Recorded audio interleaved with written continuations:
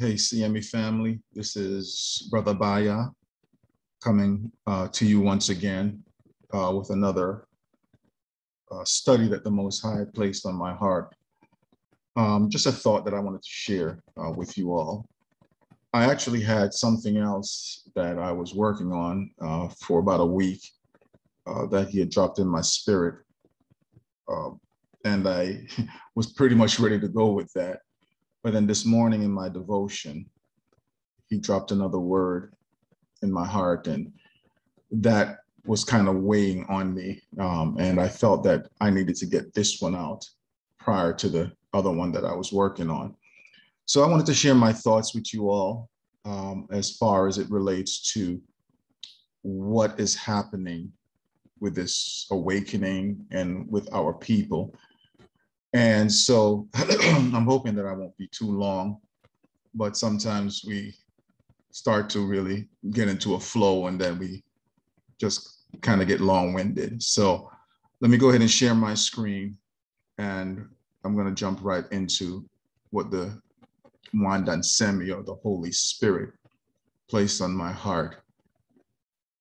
In this awakening, one of the things that I've noticed is how much confusion there is out there. And the scripture tells us that the Most High is not the author of confusion, but because there are so many people that are either invested in the lies or those who are coming into this truth, and everybody wants to be a scholar and prove everybody wrong. And even the things in the Bible that we took at face value before, now we're starting to question many of these things.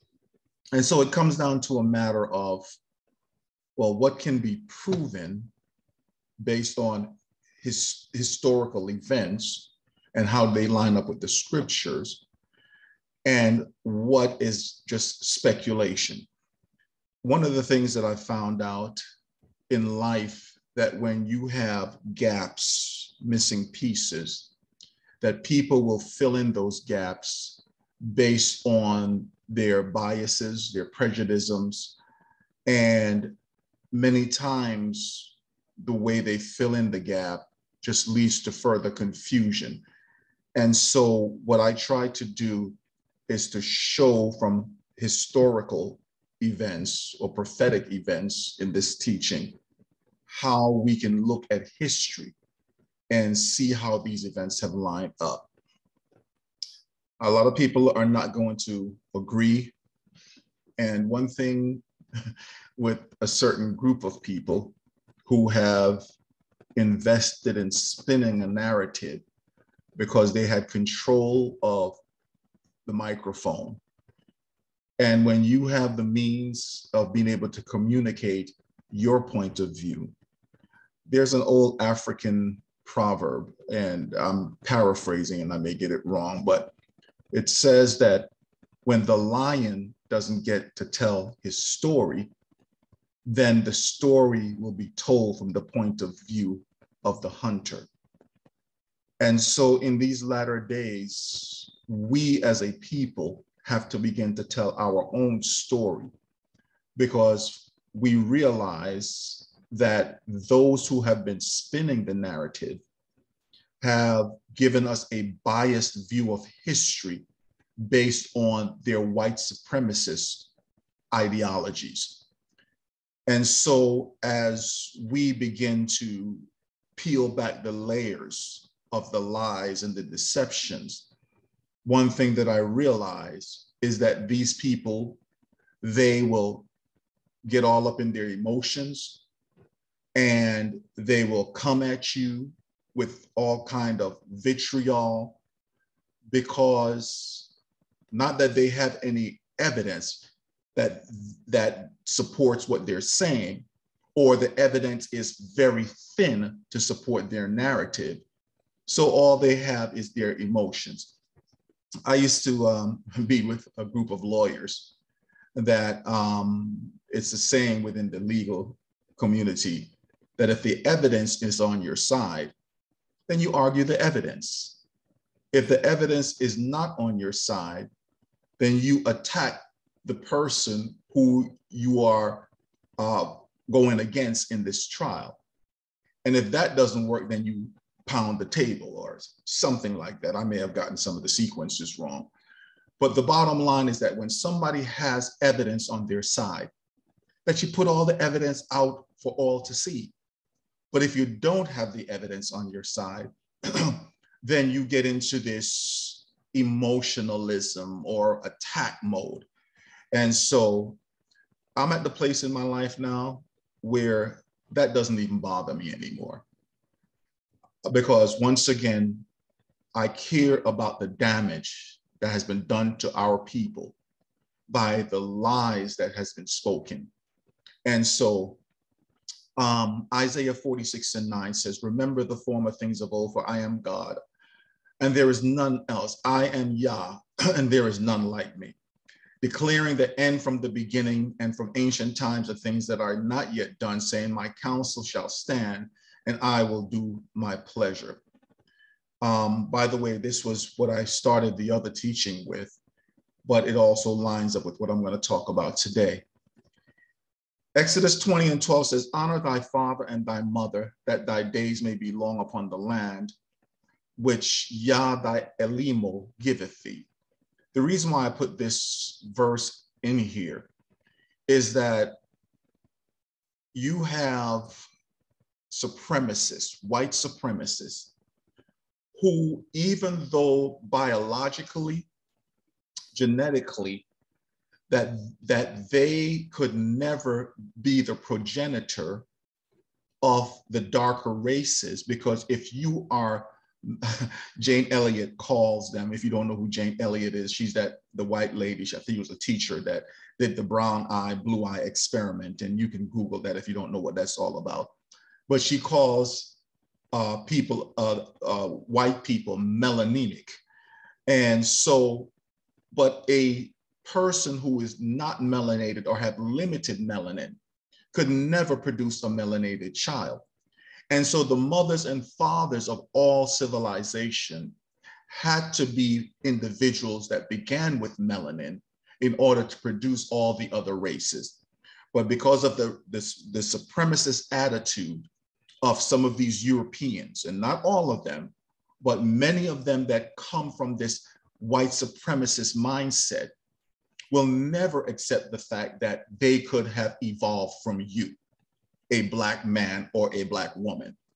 And so when you don't honor your mother and your fathers, then your days are going to be cut short. And many of these racists with their arrogant attitudes, who would rather walk away from their beliefs in God if they now have to come to accept that the Messiah is a man of color, and that the biblical description of the Most High or any of the angelic beings where any kind of color is involved, they are described as having hair like wool and feet like burnished bronze. Some translations say brass, but once again, bronze is what many of the other translations say, and there's a difference. And there's a reason why they say brass, because brass is more of a golden color, but when you burn it, it becomes darker. But bronze is what the text really, in other translations, says burnished bronze. But anyway, so they will never accept the fact that they descended from people of color. And so that's the reason why many of them are bound for destruction, because of that attitude. Genesis 25:21 said, and Isaac entreated the Most High for his wife, because she was barren. And the Most High was entreated of him, and Rebekah, his wife, conceived. And the children struggled together within her. And she said, if it be so, why am I thus? And she went to inquire of the Most High. And most of you, many of you know this story, and many of you may feel that this is preaching to the choir. But one thing I've learned, I was an educator before I retired. And you can never assume that everyone is at the same level of understanding. There are some people that are just coming into the knowledge of this truth, and others who are much more advanced. And so if this is something you already know, then just take it as positive reinforcement of that which you've already known. But if you have not learned this, then I try to teach to the, not to the lowest, or I shouldn't say lowest, but not to the less advanced learner or to the more advanced learner. If when you're taught how to teach, you have to keep it central so you don't lose the lower ones or the less advanced learner, and you don't bore the more advanced learner. So I'm just saying all that to say that if this is preaching to the choir, then, you know, just take it as confirmation of what you already know. Genesis 25 verse 23 said, and the Most High said unto her, 2 nations are in thy womb, and 2 manner of people shall be separated from thy bowels. The one shall be stronger than the other, and the elder shall serve the younger. And 2 Ezra 6:9 says, for Esau is the end of the world, and Jacob is the beginning of it that followeth. When you begin to understand this concept, that we make it about race in modern times, but it's never been about race. It's been about a spiritual battle that is going on for dominion of the earth. Now, we have developed into distinct races, but we weren't the ones that created this. This was once again done by a white supremacist by the name of, I believe it was Goebbels, or no, that was Hitler's propagandist, but it was one of Hitler's people, because, you know, Hitler, he was into this whole Aryan race thing, and, you know, tried to prove that the Aryan race was the creme de la creme of humanity, and everyone else fell below them to the extent that the darker races was at the bottom of this hierarchy, so to speak. Excuse me. So in the book of Enoch, it talks about the birth of Noah, excuse me. And after some days, my son Methuselah took a wife for his son Lamech, and she became pregnant by him and bore him a son.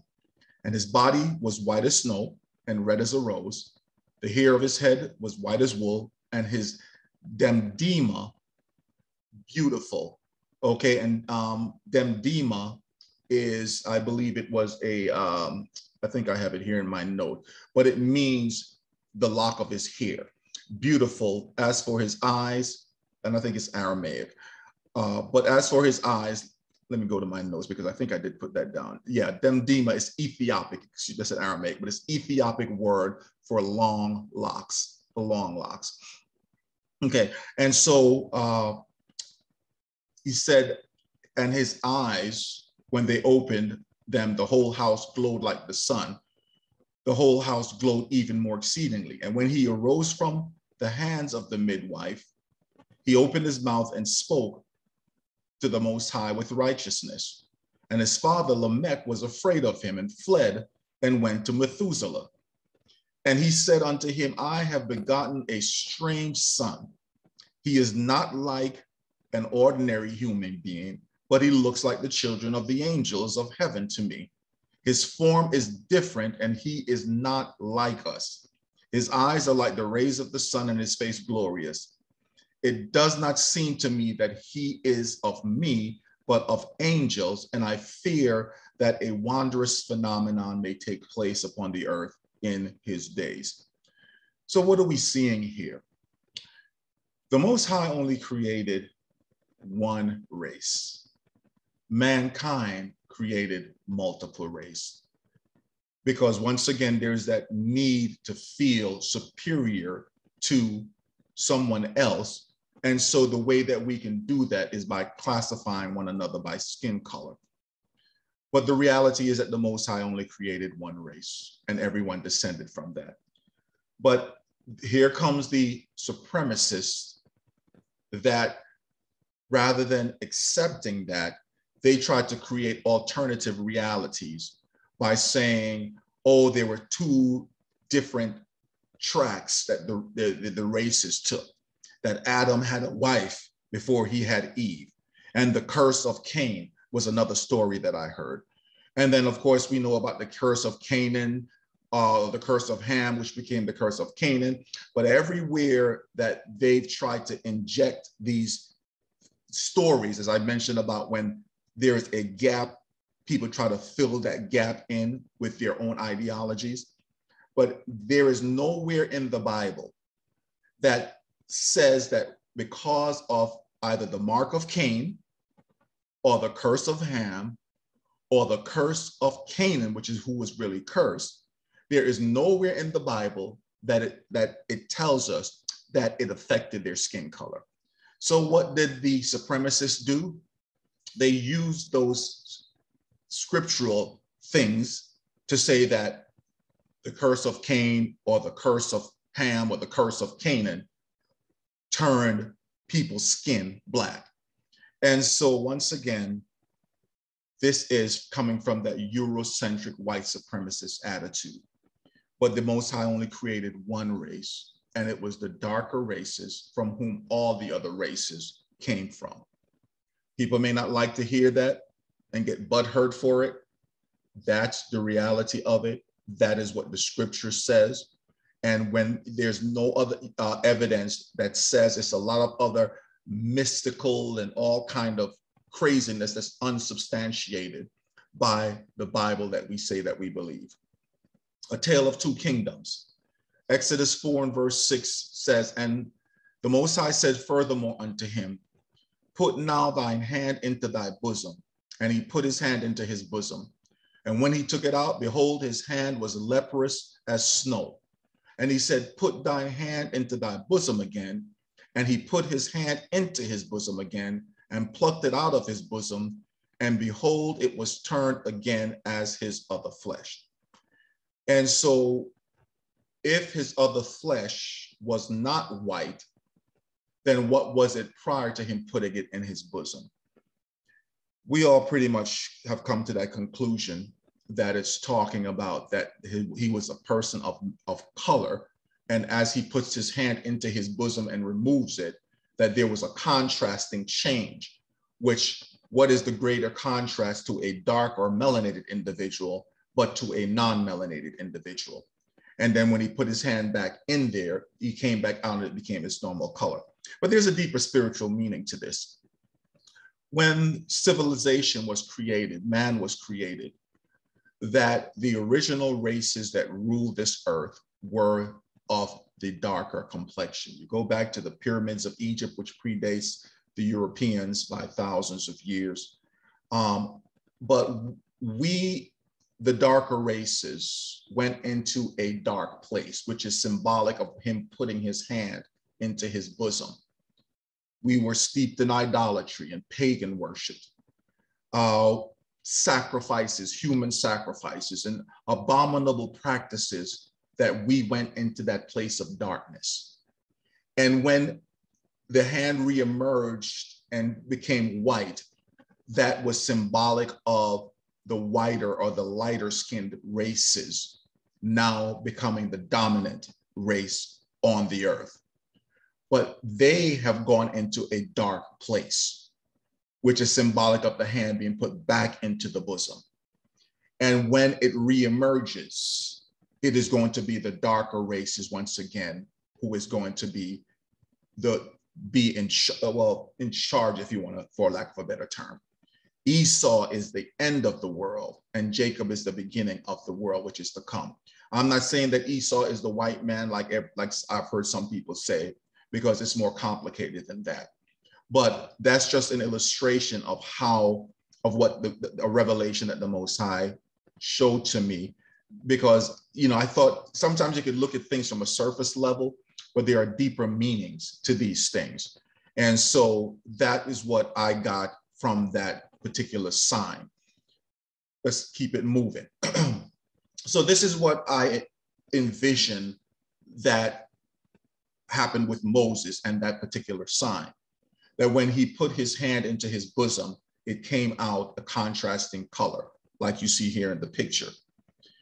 And so leprosy in the olden days was described as the skin turning white or patches of white.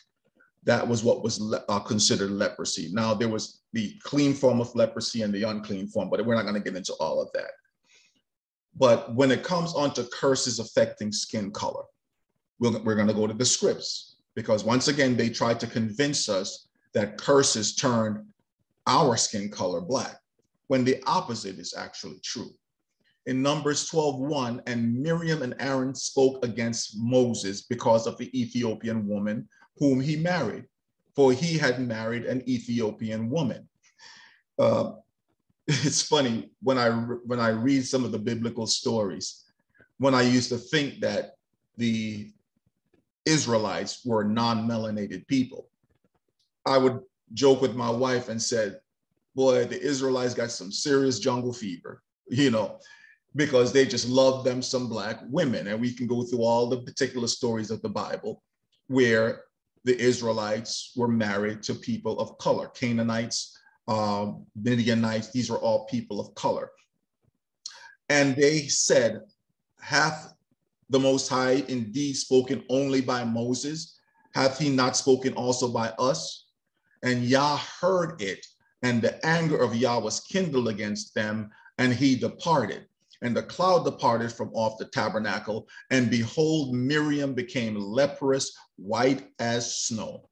And Aaron looked upon Miriam, and behold, she was leprous. Right? So once again, here is a story that someone was cursed, and the skin color became white as snow. Oh, by the way, let me just backtrack a second. When I read the story of Noah's birth, something that I didn't get it at first. But as I came into this awakening, I understood, because I wasn't reading some of the other apocryphal books that gave greater clarity to this.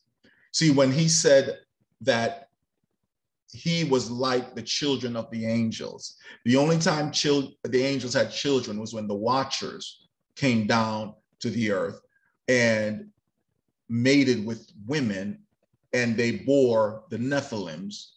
And there is no definition elsewhere in the Bible about what these Nephilims look like.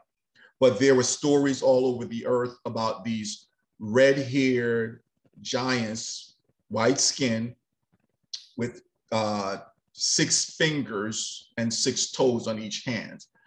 And so apparently the people of that time was familiar with these beings, because when Noah's father said he is like the children of the angels, the only children that angels were reported to have had were these Nephilim. So I should have mentioned that earlier when I read that part. But anyway, moving on. And so this is about the story of now, the story of Gehazi. And in 2 Kings 5:1, now Naaman, captain of the host of the king of Syria, was a great man with his master and honorable, because by him the Most High had given deliverance unto Syria. He was also a mighty man in valor, but he was a leper.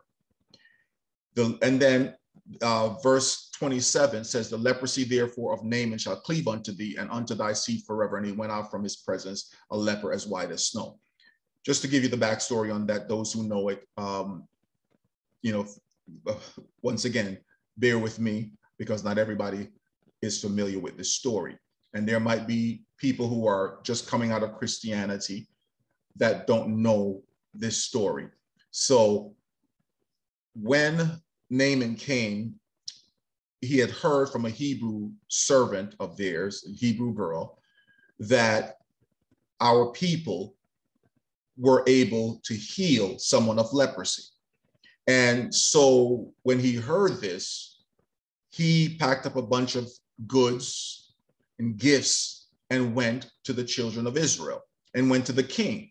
And when the king heard, he freaked out. He's like, who am I, God, to heal leprosy?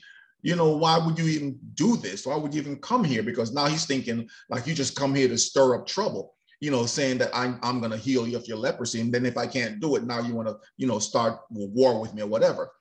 So when Elisha heard, he said, you tell the Syrian to go and dip 7 times in the Jordan, and his leprosy will be healed. And so he was ticked off.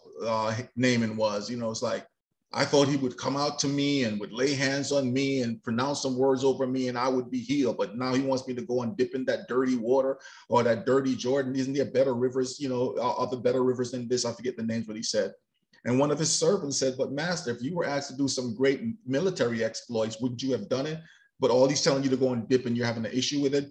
So he said, yeah, you're right. So he went and he dipped 7 times. He came out, he was healed. We know the story. But then when he wanted to give the prophet these gifts, the prophet said, no, I don't want anything from you. Okay. So he insisted, but the prophet said, no, I don't want anything from you. So he left with what he came with. But Gehazi, said, no, this dude came all the way here and we healed him and you're just going to let him leave without giving us anything? He said, I'm going to get me some of that money. So he ran behind him. And when Naaman saw him coming, hey, is your master okay? Yeah, my master is cool. But he changed his mind. He's going to take some of that money anyway.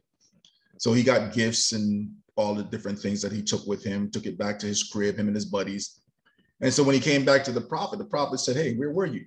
He's like, I was just at the house chilling, doing nothing too special. He said, went not my heart with you when you took all this stuff from the man? So in other words, the prophet was able to see everything that transpired line by line, and he described it. And so he said to him that what verse 27 said, that leprosy that was on Naaman is now going to cling to you and unto thy seed forever. And he went out from his presence a leper as white as snow. So once again, here's another example of someone being cursed and their skin turning white as snow. Here's an image of a Black husband and wife. The husband is not there, but this is the wife.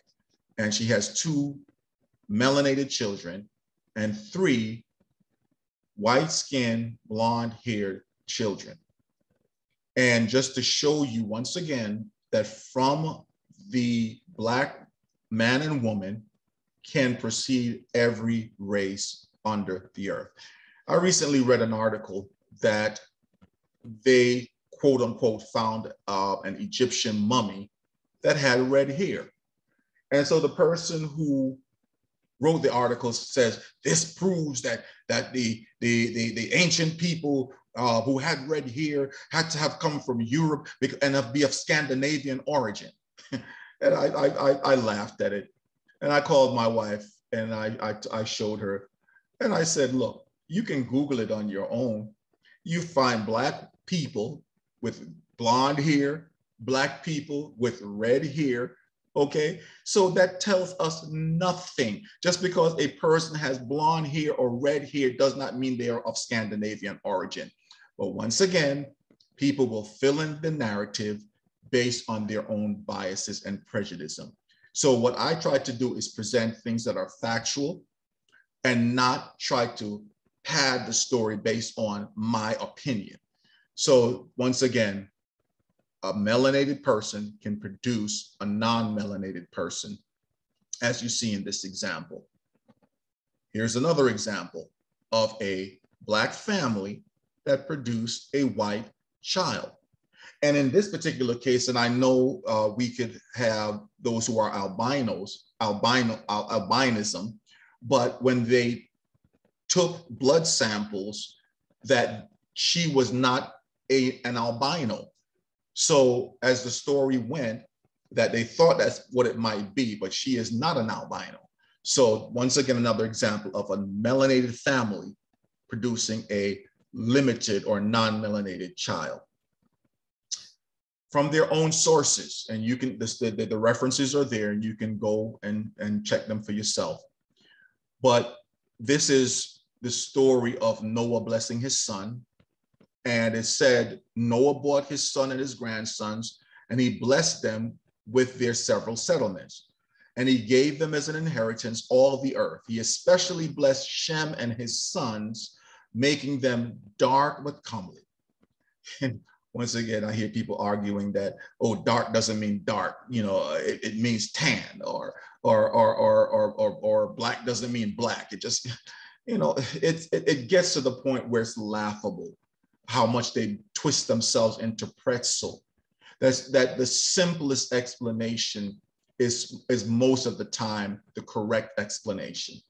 The truth doesn't need to be propped up. It's the lies that needs to be propped up. And he gave them the habitable earth. He blessed Ham and his son, making them dark like the raven.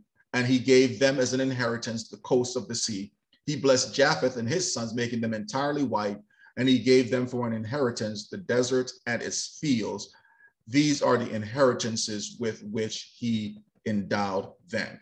And from the examples that I showed you, you can see that a black, because once again, I've seen pictures where they said, oh, Ham was the dark races, Shem was the Middle Eastern races, and Japheth was the white races. And even though, yes, technically a black mother and father can produce a dark-skinned child, a brown-skinned child, and a white child, as the example showed, but once again, people are reading into this narrative what they want to try to prove a point that is not true. Sanhedrin 94a, this is the William Davidson Talmud. You can see the description there. It says, to where, the Gematria asks, to where did Sennacherib exile the 10 tribes? Marzutra says he exiled them to Africa. He exiled them to Africa. And Rabbi Hanai says to the Selug Mountains. The Gematria adds, but those exiled from the kingdom of Israel spoke in disparagement of Eretz Yisrael and extolled the land of their exile. Let me say this, that one of the things that we have to do is challenge everything that these people have taught us. Because there's a thing in the legal circles called the fruit of the poison tree.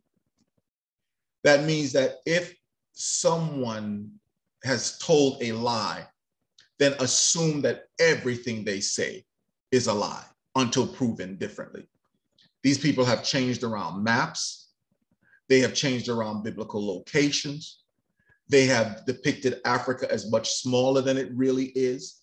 They have changed around the narratives in the Bible as to what characters look like. They have taken books out of the Bible like they are supposed to be our daddies to tell us what we should and should not read, what is canon and what should not be considered canon, okay? So we have to challenge everything that we've learned. There's a saying about unlearning all that we've learned and relearning what we have forgotten.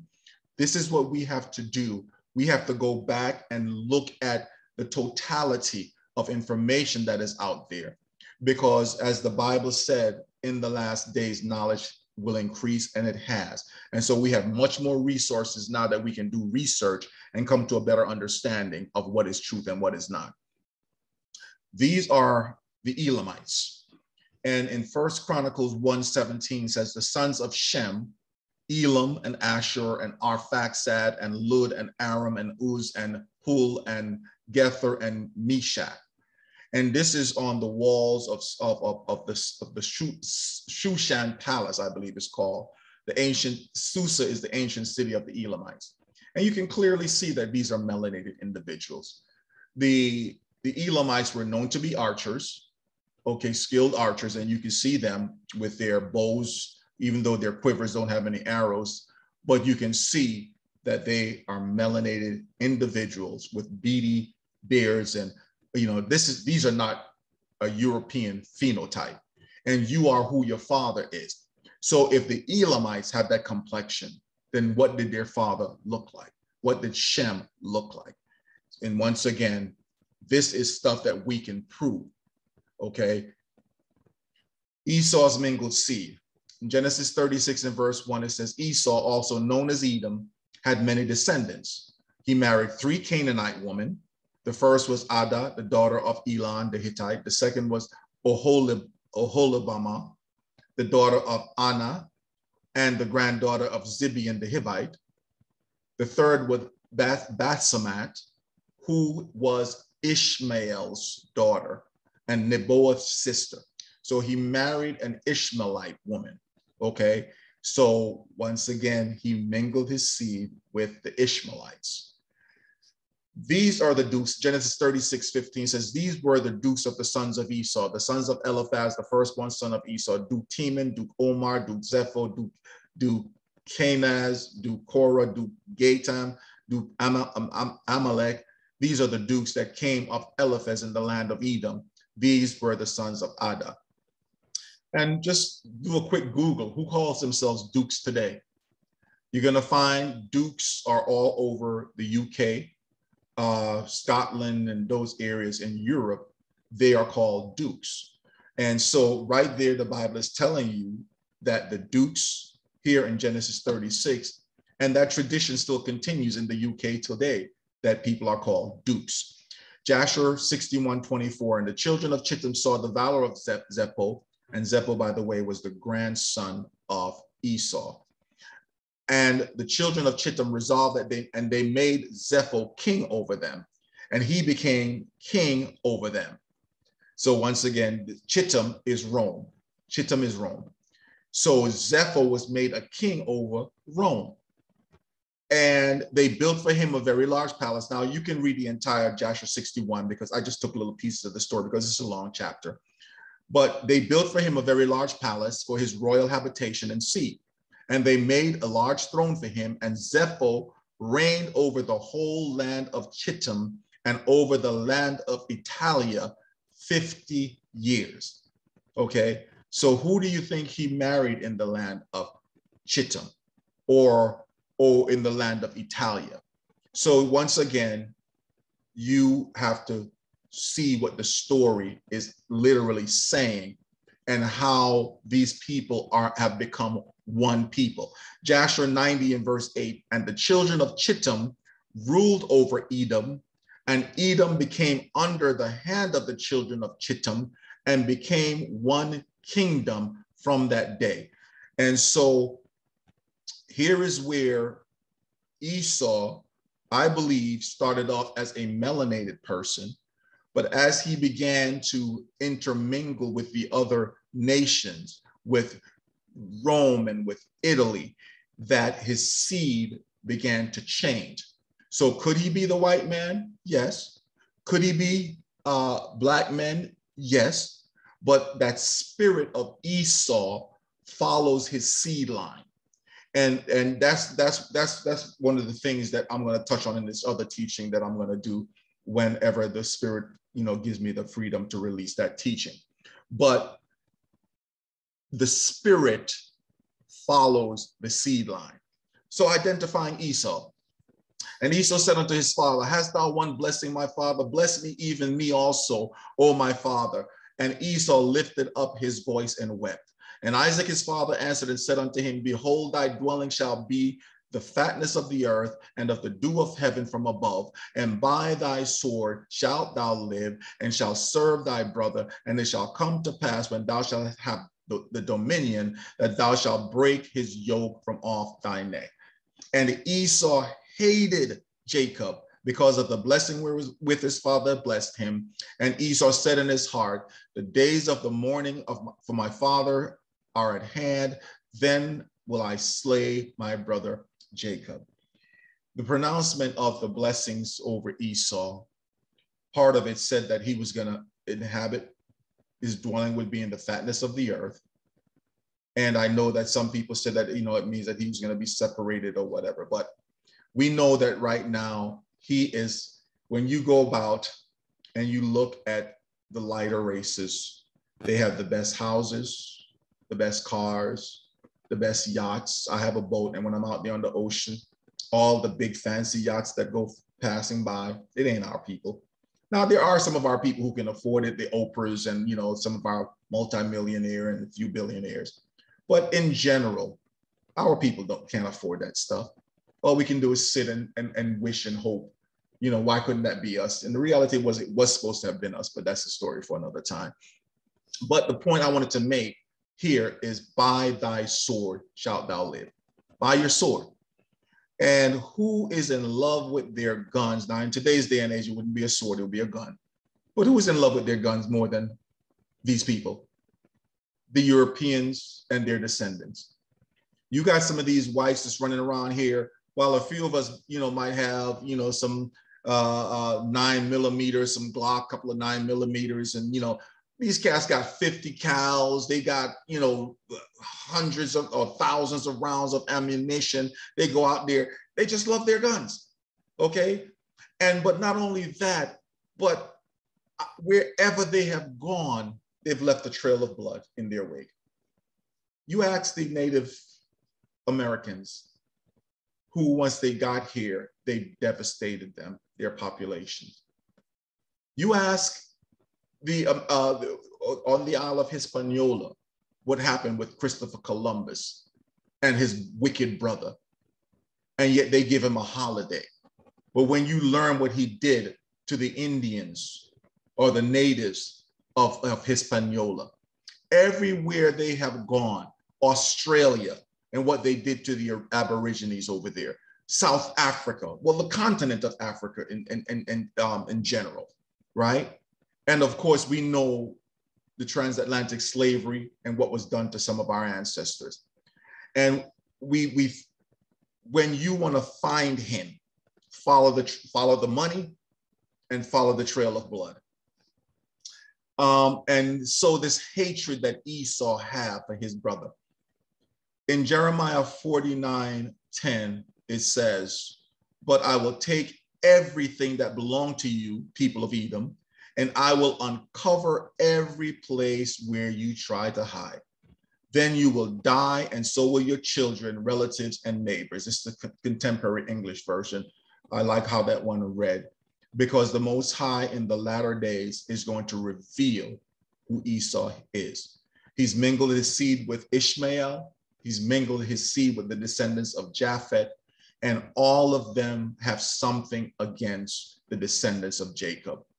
Because remember that Abraham put Ishmael out of the camp. And so he's got beef. And we know Esau's got beef. And Japheth, for whatever reason, the Bible is kind of silent about anything that the children of Jacob did to Japheth, but he never seemed to be a part of the narrative until later on. Ezekiel 35:1 says, "Moreover, the word of Yah came unto me, saying, Son of man, set thy face against Mount Seir and prophesy against it, and say unto it, Thus saith Yah thy Elimo, Behold, O Mount Seir, I am against thee, and I will stretch out my hand against thee, and I will make thee desolate. I will lay thy cities waste, and thou shalt be desolate, and thou shalt know that I am Yah, because thou hast had a perpetual hatred, and has shed the blood of the children of Israel by force of the sword, in the time of their calamity, in the time that their iniquity had an end. Therefore, as I live, saith Yah, I will prepare thee unto blood, and blood shall pursue thee. Sith thou hast not hated blood, even blood shall pursue you." So once again, that hatred is deep-seated. That's why when the cops pull us over, it is even, I thought that with the advent of body cams, cell phones, cameras all around, that they would change their behavior. But they can't help themselves. Excuse me. I recently saw a video where a cop, a white cop, a brother coming home from his shift, stopped at the store. He's in uniform. He's got on this happened in 2018, by the way. And it's just not coming because the brother sued. But he had on his uniform, had on a ballistic vest, had on his he didn't have the gun in his gun belts. Maybe that's a good thing, because he probably would have killed him. But this cop approaches him, "Let me see your ID." And he's like, why am I going to let you see my ID? And so it escalates from there. To me, this is what happened to us during the time of the slave patrols. Show us your papers. They always want to come at us, show us your ID. Even people who are not police, what are you doing in our neighborhood? Do you belong here? Show us your ID. That's that remnant of that slave patrol mentality. And so as the story goes, it escalated. He ended up tasing the brother and, jumping on him, putting his knee on his neck, handcuffed him, charged him with all kind of resisting arrest and, what they always do to us. But why do they do this?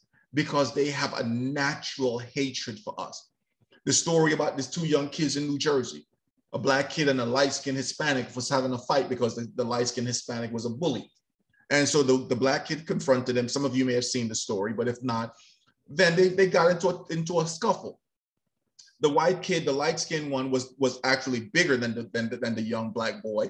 And so when they were on the ground, he was actually on top of the black kid. The cops show up. They don't know who threw the first punch. They don't know anything, but they see a light-skinned person, a light-skinned boy fighting a dark-skinned boy. They snatch him up off the black boy, put him to sit down on a sofa, and proceeded to arrest the young black boy.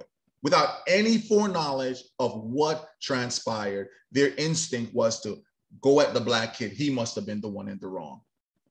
Okay, so anyway, they have a perpetual hatred, and it's spiritual, okay? Identifying Jacob. And thou shalt become an astonishment and a proverb and a byword among all nations, whether Yah shall lead thee. Moreover, all these curses shall come upon thee and shall pursue thee and overtake thee till thou be destroyed, because thou hearkenest not unto the voice of Yah thy Elimo to keep his commandments and his statutes, which he commanded you. And they shall be upon thee for a sign and for a wonder and upon thy seed forever.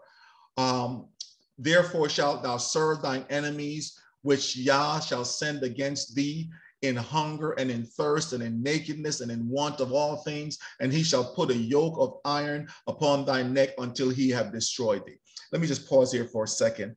I'm not going to do a full teaching on Deuteronomy 28. There's plenty of teachings out there about Deuteronomy 28, but the reason why I included some of these is the scripture says that these signs, or these will be a sign unto us as far as, or unto the world as to who the people are.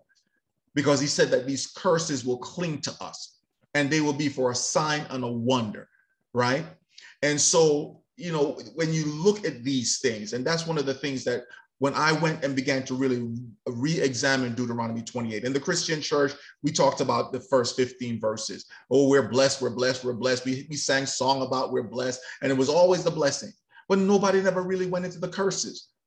And it was after coming to this truth that I began to say, okay, man, this sure sounds like us. You know, the first one, a byword among all the nation. Everywhere you go, they're gonna find a way to call you the N-word. Cushy in some places. You know, we've been called tar babies, jungle bunnies, you name it, bywords amongst all the nations. 28:64 says, and Yah shall scatter thee amongst all the people from one end of the earth unto the other, and there you shall serve other gods which neither with thou nor thy fathers have known, even wood and stone. And among these nations shalt thou find no ease, neither shall the sole of thy feet have any rest, but Yah shall give thee a trembling heart and failing eyes and sorrow of mind. You know, there's so many times that sometimes I don't even like to watch the news or watch stuff that show up in my feed, you know, because we have a lot of people, you know, that's out there, you know, exposing these Karens and exposing the cops and things that they're doing to us. And it's like you get to the point where you just get weary.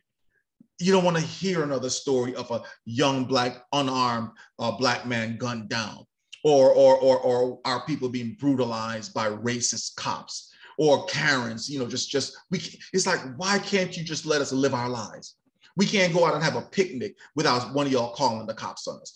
We can't, you know, have a lemonade stand without one of y'all accosting us. We can't just go and sit in the park without one of you accosting us.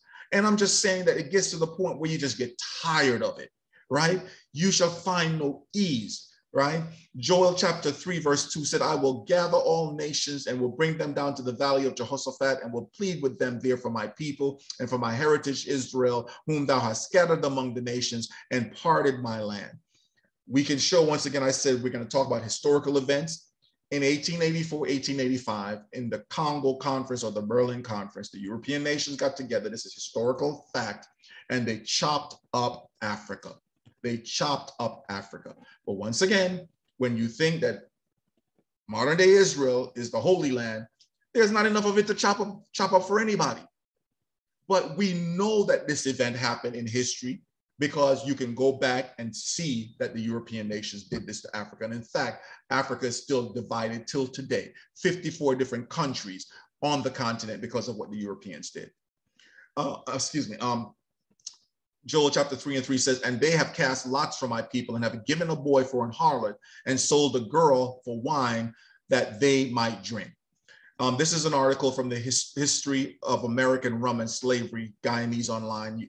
The link is down below. It says African slaves were purchased with rum, and so a terrible cycle was established in which slaves were purchased from the African chiefs and shipped to the Caribbean to harvest sugarcane, which was turned to molasses, and then rum, which was then shipped back to Africa to purchase more slaves. So once again, this is a historical accuracy.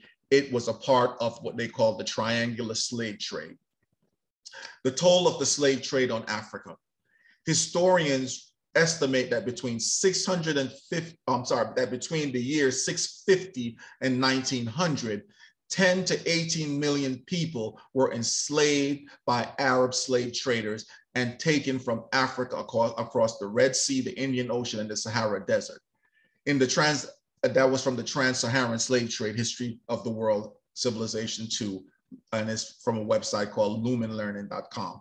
The transatlantic slave trade, segment of the global slave trade that transported between 10 million and 12 million enslaved Africans across the Atlantic Ocean to the Americas from the 16th to the 19th century. It was the second of three stages of the so-called triangular trade, in which arms, textiles, and wine. What did I just read in Joel chapter 3? That they traded a boy for a harlot and gave a girl for wine that they may drink. And wine were shipped from Europe and Africa, enslaved people from Africa to the Americas, and sugar and coffee from the Americas to Europe. And that's from the Transatlantic Slave Trade, History and Facts from Britannica.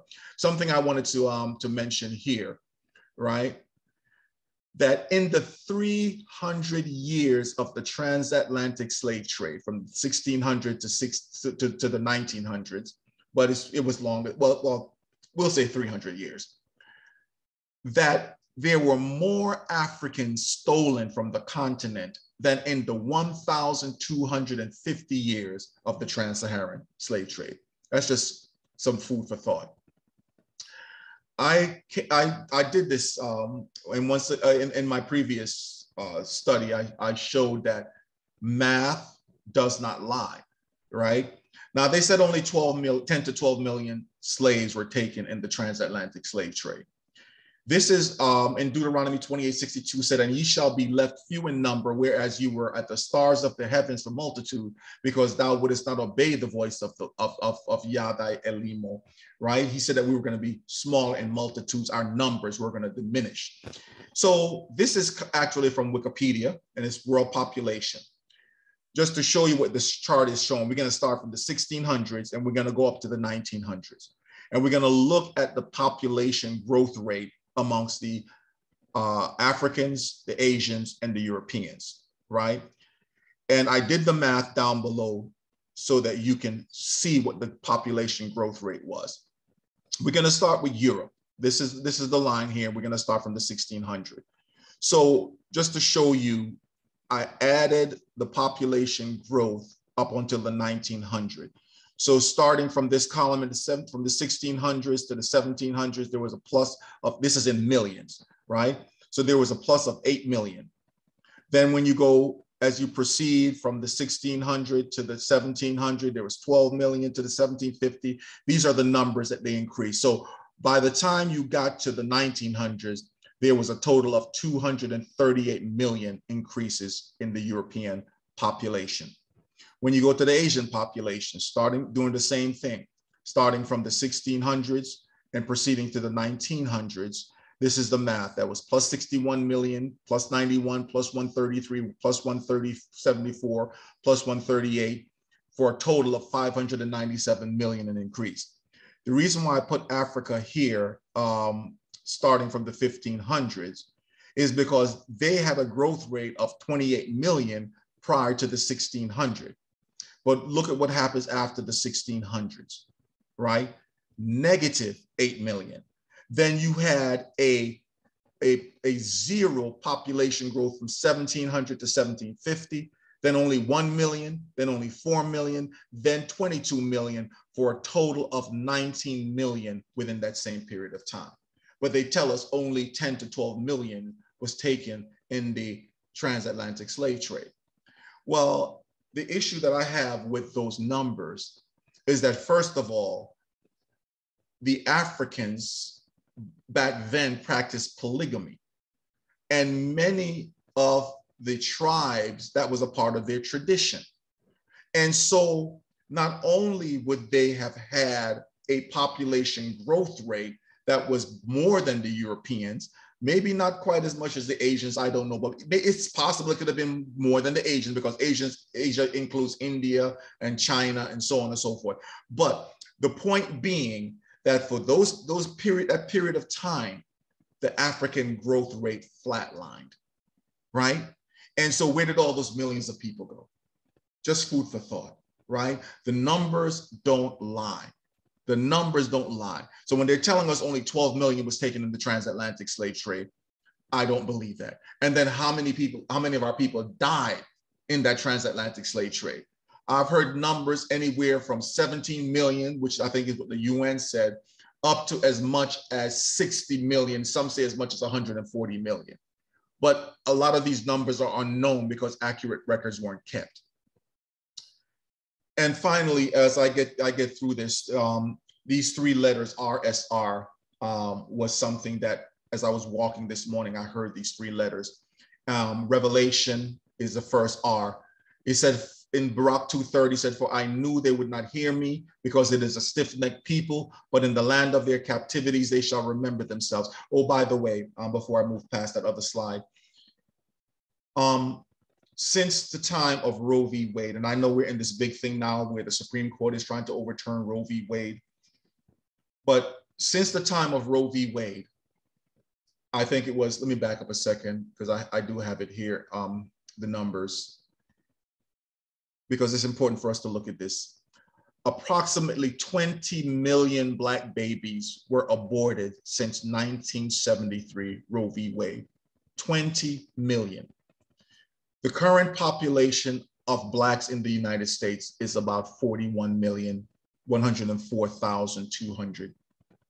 So almost half of our population was aborted since 1973, Roe v. Wade. But remember that those babies would have had babies too.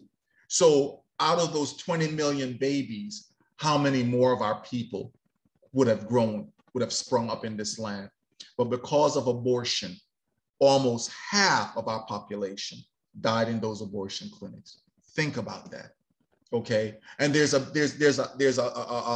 sinister thing behind why they feed our children all this sex, try to hypersexualize our children to get them to have sex when they're not ready to. And then when they have sex and they're not ready to have children, they run to the abortion clinic.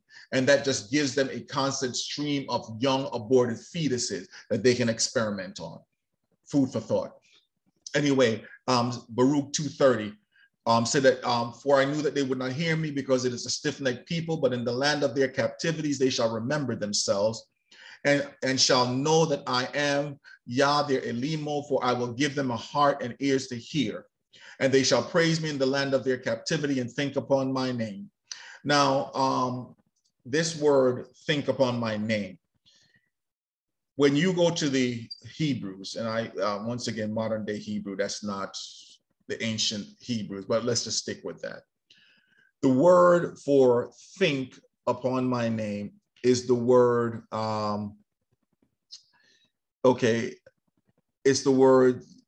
it's Strong's H2142. Let me just put it that way. I'm not going to try to pronounce it, but it says to remember, to recall, to call to mind, to remember. All the places where it's used, it means to remember. But here they added the me to it. When you look up the word itself, it does not say remember me. The Bible translators added the me to it. So you see how just by adding one word, it can change the definition, right? He said, and they shall remember me is what they have here. Here. And they shall think upon my name. And the my was added. What it says is they shall remember. And this is what we're doing. This awakening is our people beginning to remember who we are. We are waking up to who we are. It is by the Spirit that we are coming into this revelation of who we are. And once again, people are coming out, no, y'all can't be the people. And we have oral history that shows that, whatever. You know, I know what I know, and I know what the Most High has dropped in my spirit. But not only that, but we can go back to the tribes of Africa who have been practicing traditions that is in the Bible for thousands of years, hundreds of years before the colonizers came into Africa. Circumcision is Africa has the highest rate of circumcision amongst all the other nations. When it comes to levirate marriages and rites of purification and not eating unclean meat. Now, many of our people, we slipped back into paganism and idolatry and even began eating meats that we should not. But culturally, these practices have been going on the continent for a long time. Okay, so some of the more recent people to start practicing these traditions, okay, they've only been doing it for a couple of 100 years. But there again, they're going to tell you that they can trace their lineage all the way back to Abraham, Isaac, and Jacob. Okay, produce the evidence so that all can examine it. Anyway, and I will, let's go to Baruch 235. No, 234, I think is where I stopped. And I will bring them again into the land which I promised with an oath unto their fathers, Abraham, Isaac, and Jacob, and they shall be lords of it, and I will increase them, and they shall not be diminished.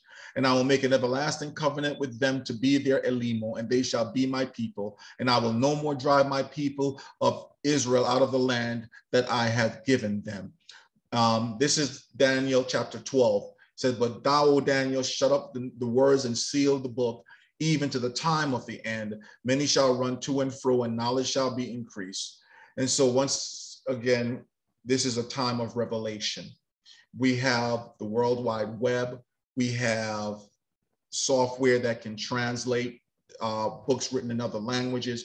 There is a mountain of information. We have DNA studies. We have people who have written books, including some of their own people, these people that claim to be us, who some of their own people have said that they are not related to the ancient Israelites. But once again, people will act out of their feelings, and I'm sure I'm going to get a bunch of comments on this video, saying that, oh, I don't know what I'm talking about. But that's fine. Like I said, I know what I know, and I know more than what I can reveal on this this Facebook channel, or this YouTube channel, excuse me. But if I say some of the things I know, then it's only going to be more issues. Daniel chapter 12. So knowledge has increased. And to me, ignorance is now a choice. Ignorance is now a choice. And if I have any issue with some of our leaders and some of our pastors, is that the information is out there. And if the common person who don't have all this bookcases and bookcases of bookshelves and bookshelves of books, who they make it a point to show us how much books they have, right? If those of us who are not as well studied as some of them can come to this truth, why can't they? And I think many of them, they put the blinders on because they are comfortable with the narrative, and they feel that by changing or by adopting, I can't tell you how many videos I've shared with family members and friends, and I'll see that they're watching them, but nobody will share, or comment. And it just puzzled me. You know, it's like, why are we so scared to speak the truth? You know, it's a puzzling one to me. But once again, there's a scripture that says that the Most High has given us a spirit of slumber. And I think that, you know, once we choose ignorance because the truth we feel is going to offend people. Anyway, Zechariah 10 verse 9 says, I will sow them among the people, and they shall remember me in far countries. To sow means to scatter. When you go out and plant fields, sometimes that's how farmers, they would just scatter the seeds in the field. And that's what the Most High said that he was going to do to us. He scattered us amongst the people. But in a far country, they shall remember. And once again, they added that me to it, to try to say that they're going to remember him, but no, they will remember themselves and remember who they are. Luke 8:17 says, for nothing is secret that shall not be made manifest, neither anything hid that shall not be made known and come abroad. Romans, so in other words, all the things that's been hidden, all the lies, all the deception is now being peeled back layer by layer. And the more we pull at that string is the more the lies unravel. And this is what's been prophesied. Remember, the title of this is the power of the prophetic word. Romans 11:25 says, for I would not, brethren, that you should be ignorant of this mystery, lest you should be wise in your own conceit, that blindness in part has happened to Israel until the fullness of the Gentiles be come in. So there is a timeline that once the Gentiles, the fullness of the Gentiles come in, then that blindness is going to lift off of the children of Israel. And this is what is happening now. This blindness is being lifted off. And now we're coming to understanding who we are. And we're wanting to come back to the Father and to serve him in righteousness and in holiness and to separate, which is next of the RSR. Separation is the next S, what S stands for. Ezekiel 36:24 says that, for I will take you from among the heathen and gather you out of all countries and bring you into your own land. Then will I sprinkle clean water upon you, and you shall be clean from all your filthiness, and from all your idols will I cleanse you. Sometimes I grieve when I look at our people. You know, just the other day they had some, I forget, some award shows. And I look at just the way our people are dressed. It's all just vanity. It's all just pride. And even out on the street, the way our people dress, the way our young women dress, it's, you know, when the Bible said that we are a people that is robbed and spoiled, that we have taken on the ways of the heathen. There's a scripture that said that the Philistine women were ashamed of the Israelitish women's lewd behavior. You know, I saw a video one time of some sisters, young sisters in a restaurant, and they all up on the table twerking. And this white girl got a little, you know, cell phone over her back, taking a video of it. And I'm sure it will end up on TikTok or Snapchat or whatever, you know, social media outlets that they like to use to demean us. And sometimes we do it to ourselves. It's bad enough that the media portrays us, our women, as little whores, and because there again, there's an agenda behind that. And then portray our men as effeminate boys. And there's an agenda behind that, you know, trying to make our people the face of LGBTQ. In fact, I just recently found out that, you know, the new press secretary, who I've seen her on MSNBC before, but I never knew that she was an LGBT. That's what they said, LGBTQ. So I guess she's a lesbian, you know. But this is what they're doing to our people. In 2 Corinthians 6, verse 14, it says, be not unequally yoked together with unbelievers. For what fellowship has righteousness with unrighteousness? And what communion has light with darkness? See, we're children of the light. He called us to be a special people. And he tells us that we cannot be like the other nations. But we've got an issue where that's all we want to do is be like the other nations. When he's saying that I made you a special people unto myself. But once you don't know, you know, sometimes you behave in ways, and it's really sad what has been done to us as a people. I go back to the Topeka, Kansas, versus the Board of Education, where the little children with the dolls and the black doll and the white doll show us the ugly doll. They'll point to the black one, the cute doll, the white one, the bad doll, the black one, the good doll, the white one. And that kind of psychological harm has been done to our people, where our women, I heard a sister, my wife called my attention to it, a beautiful dark-skinned sister. And she caused so much hell because of her dark complexion. She said one time she filled the bathtub with a bleach solution to try to bleach the darkness off of her skin. Bleaching cream is one of the highest selling, I think, in Nigeria, one of the countries in Africa. Women just trying to bleach the blackness off of their skin because they were psychologically told that white skin is better than dark skin. You know, coming from Jamaica, you know, I've heard of mothers telling their daughters, don't bring no black man into my house, or go marry a light-skinned or a light-skinned man so I can have pretty grandbabies. That's the psychosis, the psychology that has been ruining our people, to hate yourself, to hate your skin color, to hate your hair, to hate your thick lips, you know. And I think it was Malcolm that said, who taught you to hate yourself? Who taught you this? Anyway, and what concord, I'm reading from verse 15, and what concord has Christ with Belial, or what part has he that believeth with an infidel? And what agreement hath the temple of Yah with idols? For you are temples of the living Elimo. As Yah has said, I will dwell in them and walk in them, and I will be their Elimo, and they shall be my people. Listen, the Most High is not going to dwell in a filthy temple. He is not going to dwell in a dirty vessel.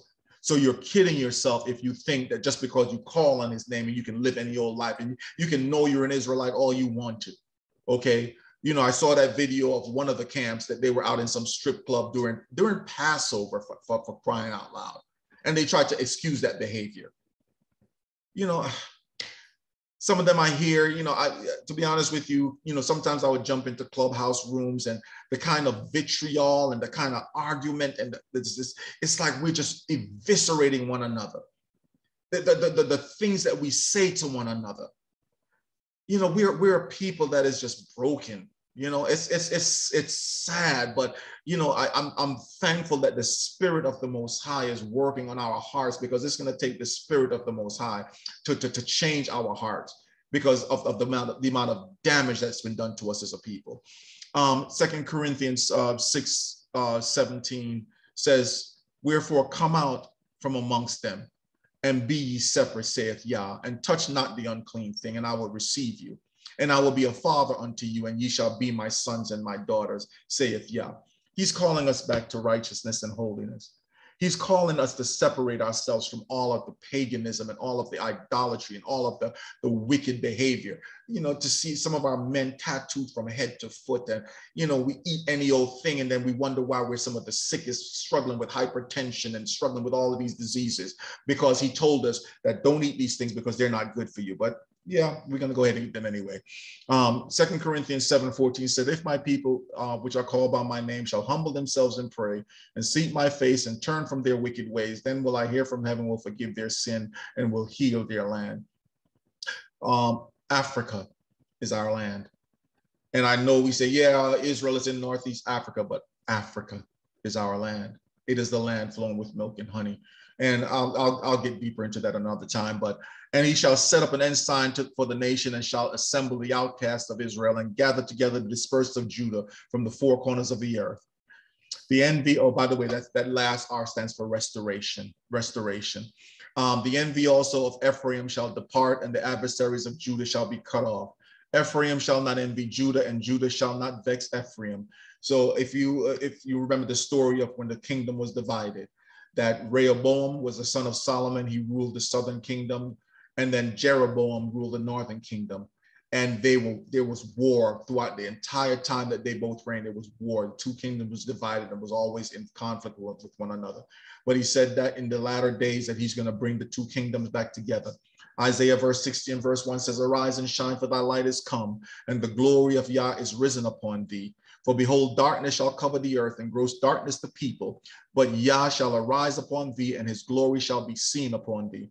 I was saying to some brothers and sisters in a room I was in that I've attended. I like some stage plays, not all of it, but you know, we attended. They had a stage play down here.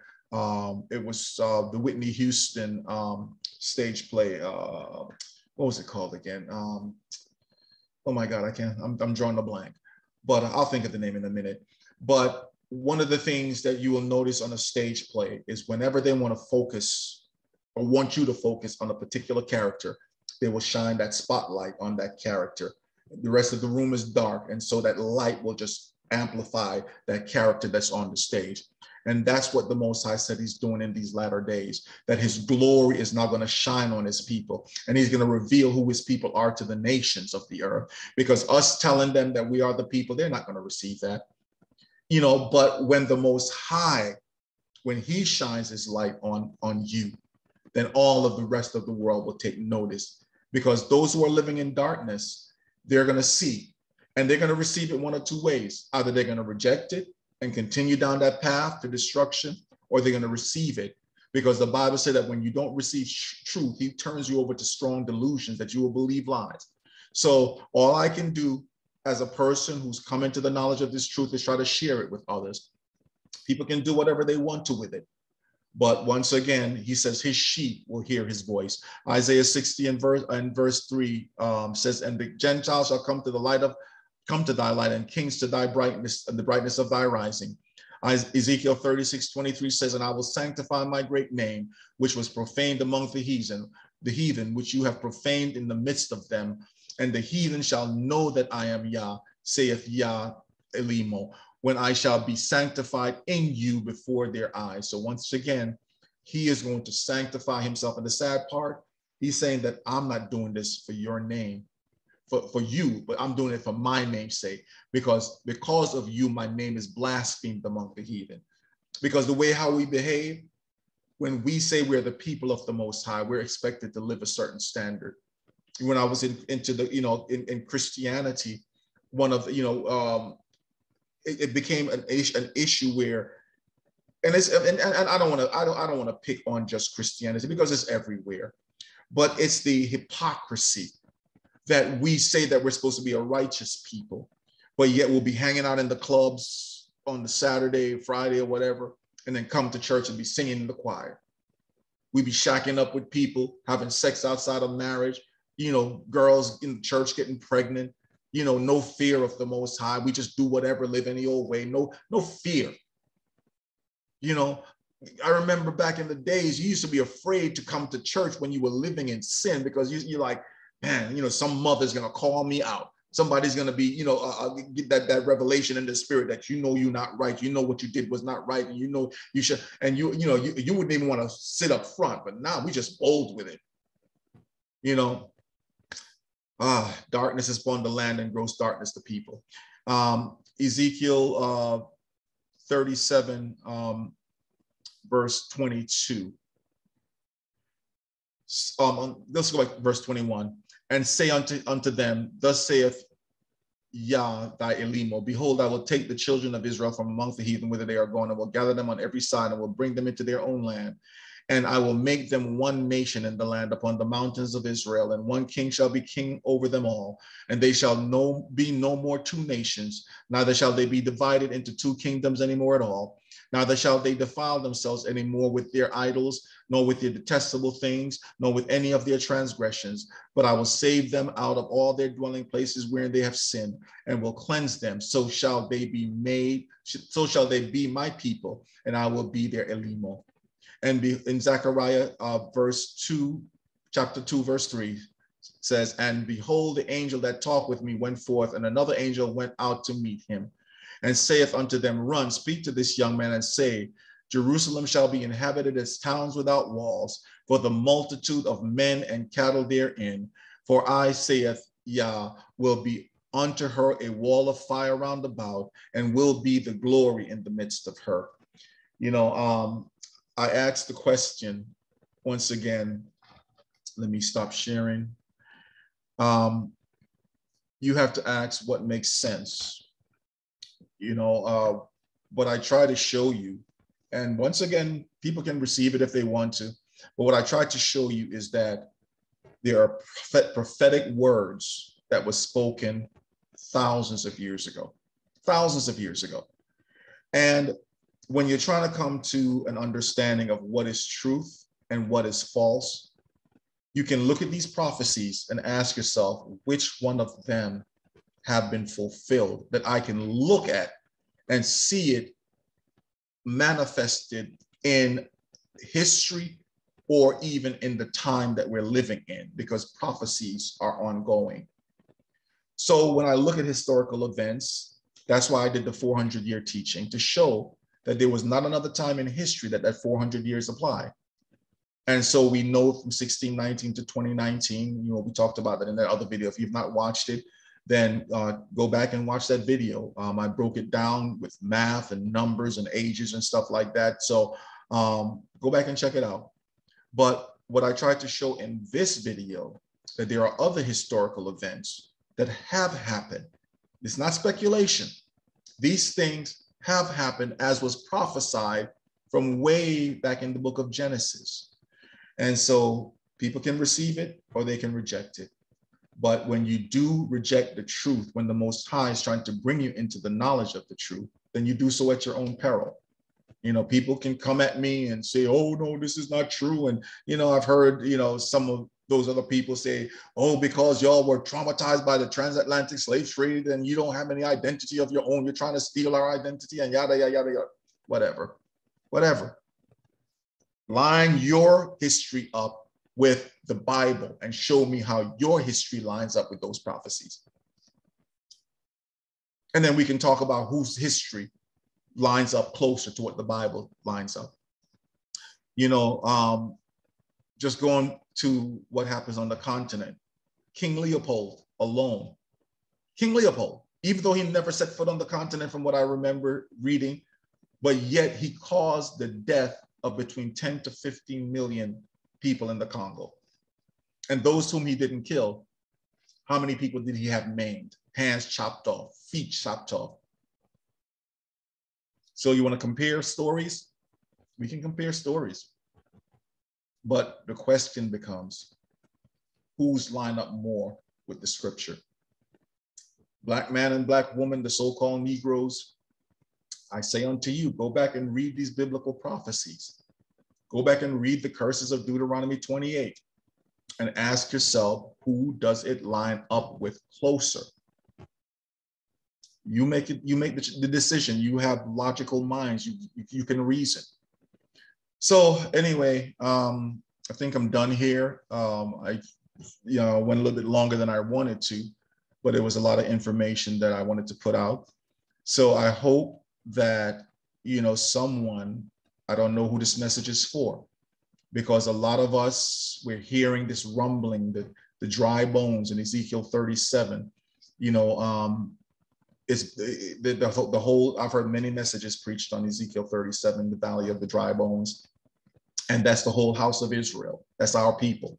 When people look at us, it's like, and I can understand when the prophet said, when asked the question, can these dry bones live? When he looked at the situation, he's like, Father, only you know, because in my eyes, they're too far gone. In my eyes, they've been out here a long time in this condition. And I don't see any way. Africa has been too divided for too long. I don't see any way. The leaders are too corrupt. They're taking bribes, all of these negative things. And it's not necessarily a lie, because we're in a very poor condition. But I thank the Most High that there's still life in us, that we still, when the prophetic word is pronounced over us, because what did the Most High tell him? Speak to the bones, prophesy to them. And once the prophecies came out, the bones began to rattle, coming together, bone to his bone. So all of us, we're coming together. We're learning who we are as individuals, but we still are yet to become a mighty nation. What's missing is the Spirit. And it's the Spirit that's going to bring life into these dry bones. And it's the Spirit that's going to make us a mighty army. So as the Bible tells us, we should seek to walk in the Spirit, cleanse our temple, so that the Spirit may abide in us and that we may become one nation once again. So I'm hoping that you like the video, share the video if it's been a blessing to you. And if you have any comments, I'd love to hear your thoughts. And for those of you who want to come in here and, spit vitriol or whatever, I don't have time for that. I don't have time for that. I'll just simply delete your comments. If you got something constructive to say, I have no issue with people who truly want to learn and have questions. But if you're just going to come in here and spit vitriol, I don't have time for it. That I'm not the one. My people has been just, we've been in a condition too long, as the valley of the dry bones prophecy says. And it's time that we wake up and learn who we are, and then come back to our Father, come back to his laws and his commandments, put away all of the paganism and the idolatry, so that he may receive us and make us one nation again. So, until the next time, peace and blessings to you all. And I know tomorrow is the Shabbat. Some of you start celebrating this Shabbat from tonight. This is Friday night, but I've got some issues with that too. But anyway, peace and blessings to you all. And until the next time.